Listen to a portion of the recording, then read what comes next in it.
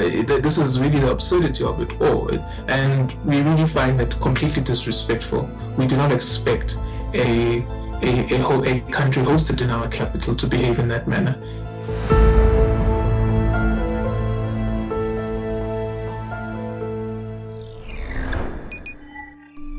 Well, let me start by saying it's not just comments. It's also the diplomatic conduct of the Israeli embassy. There are a number of senior officials that have come from Tel Aviv to South Africa, and the Israeli embassy neglected to inform the head office, which is DIRCO, of these senior officials' visit, and they subsequently went and purported to make agreements with lower level government structures. Now, we do believe that that type of conduct is a complete violation of diplomatic practice and norms, and really undermines the strength of our Foreign Services Act, but also how we want to conduct diplomatic relations with states who are accredited to South Africa. So that's the first instance. The second is the conduct of the Israeli embassy on social media, particularly on the platform called X. There are a number of disparaging remarks that have been made against the government of South Africa, former minister, and ultimately even the president. We have seen one most famous one is that tweet that came from, I think it was a comment on the BBC. The president had said something about boycotting platforms not being a viable option of diplomacy. And the Israeli embassy tweeted a rare moment of clarity, something to that effect. And we really find that completely disrespectful. We do not expect a country hosted in our capital to behave in that manner. Most importantly, sir, I do want to say these are issues that were canvassed with Mr. Seidman before he left, before he was evicted. And we had hoped that those conversations would have led to some form of behavioral change. We didn't see that.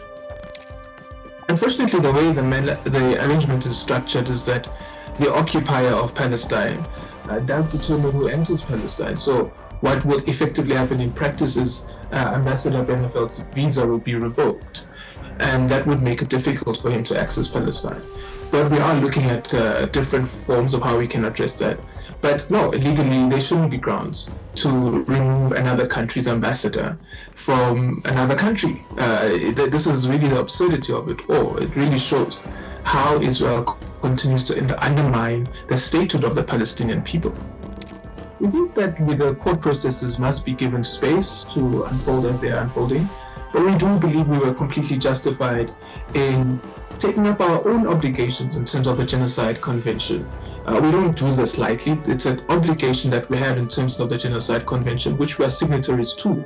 And the opposite of it would be for us to stand by and watch whilst a genocide unfolds in the 20th century, where we've all agreed that this would never ever happen again. The memories of Rwanda still haunt many of us on the African continent.